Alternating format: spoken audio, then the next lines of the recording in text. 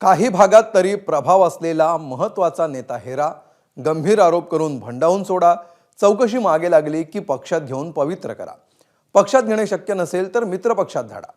या आधीच्या सत्ताधाऱ्यांप्रमाणेच गेल्या काही वर्षांमध्ये भाजपनं हीच मोडस ऑपरेंडी म्हणजे काम करण्याची पद्धत राबवल्याचं तुमच्या लक्षात येईल. त्याच शृंखलेतलं छोटंसं नाव म्हणजे नाशिकचे सुधाकर बडगुजर. 6 महिन्यापूर्वीपर्यंत ज्यांच्यावर देशद्रोह्यांशी संबंध जोडले असे आरोप व्हायचे ते बडगुजर भाजपसाठी एवढे महत्त्वाचे का आहेत? पाहूया हा स्पेशल रिपोर्ट.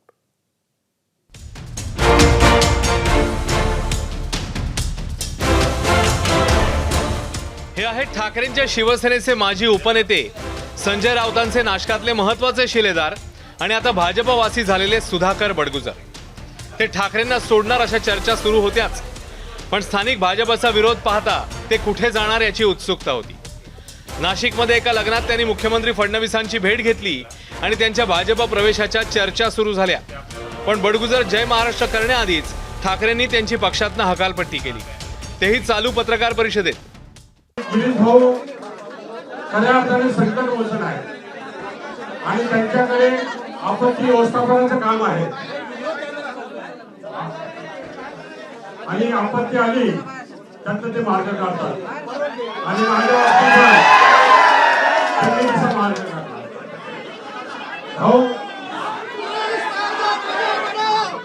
आपल्यापर्यंत पक्षापर्यंत काय माहिती दिली मला माहित नाही, पण मी खरंच निष्पाप आहे. शिवसेनेत फूट पडल्यानंतर जे मोजके नेते ठाकरेंसोबत राहिलेले त्यातले बडगुजर एक. राऊतांचे नाशकातले कान आणि डोळे अशी त्यांची ओळख. त्या जोरावर बडगुजर सतत सत्ताधारी महायुतीशी पंगे घेत राहिले. केंद्रीय मंत्री असताना भाजपच्या नारायण राणेंविरोधात पहिली तक्रार त्यांनीच दाखल केली होती. या तक्रारीवरच नारायण राणेंना तत्कालीन उद्धव ठाकरे सरकारने अटक केली होती. अशा बडगुजरांना सगळा विरोध झुगारून भाजपने वाजत गाजत पक्षात घेतलंय.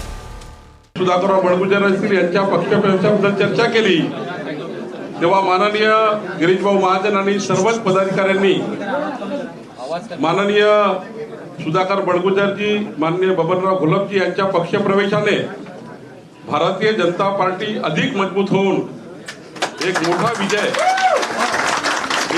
विजय भविष्यामध्ये आपल्या पक्षाला प्राप्त होईल.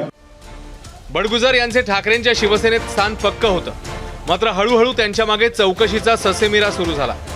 मुंबई बॉम्बस्फोट प्रकरणातील आरोपी सलीम कुत्ता सोबतची पार्टी, लाचलुचपत प्रतिबंधक विभागाकडून करण्यात आलेली चौकशी, मुलांवर दाखल करण्यात आलेले गुन्हे अशी एकामागोमाग एक प्रकरणं समोर आली. भाजपने बडगुजरांना सळो की पळो करून सोडलं, अखेर पक्षात घेऊन पवित्र केलं. नाशकात भाजपसाठी महत्त्वाचे असलेले सुधाकर बडगुजर यांची कारकीर्द पाहूया. 2007 मध्ये नाशिक महापालिकेत अपक्ष नगरसेवक म्हणून निवडून आले. 14 जून 2008ला उद्धव ठाकरे आणि संजय राऊत यांच्या उपस्थितीत शिवसेनेत प्रवेश केला.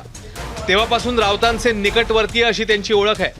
अभ्यासू आणि आक्रमक शैलीमुळे 2009 ते 2012 अशी 3 वर्ष नाशिक महापालिकेचे सभागृह नेते होते. 2012 ते 15 या कालावधीत महापालिकेचं विरोधी पक्षनेतेपद त्यांनी भूषवलं. 2014, 19 आणि 24 अशा 3 वेळा नाशिक पश्चिम विधानसभा मतदारसंघातून विधानसभा निवडणूक लढवली. या तिन्ही निवडणुकांमध्ये भाजपच्या सीमा हिरे यांनी त्यांचा पराभव केला होता. सुधाकर बडगुजर यांचा नाशिक महापालिकेत काही भागात प्रभाव असल्यानं भाजपने त्यांच्या प्रवेशाला हिरवा कंदील दिल्याचं समोर येतंय. स्थानिक भाजपकडून मोठा विरोध झाल्यानं बडगुजर यांचा पक्षप्रवेश काही काळ लांबणीवर पडला होता. तरी गिरीश महाजन यांच्या आग्रहामुळे त्यांना भाजपमध्ये घ्यावं लागलं अशी चर्चा आहे. नवीन नाशिक किंवा सिडको आणि नाशिक पश्चिम मतदारसंघ हा जो आहे तिथं सुधाकर बडगुजर 2दा निवडणूक लढलेले आहेत.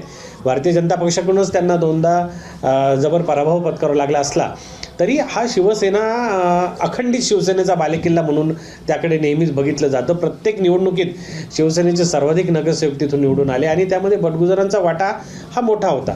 त्यामुळे बडगुजरांसारखा नेता जर पक्षात आला तर भारतीय जनता पक्षाची ताकद आणि त्यात बडगुजरांची जी काही 5-6 नगरसेवक निवडून आणण्याची ताकद आहे ती एक झाली तर भारतीय जनता पक्षाला स्वबळावर जे गिरीश महाजनांनी 100+ नारा दिला आहे ते साध्य करणं शक्य होईल असा त्यामागे एक तर्क दिसतोय.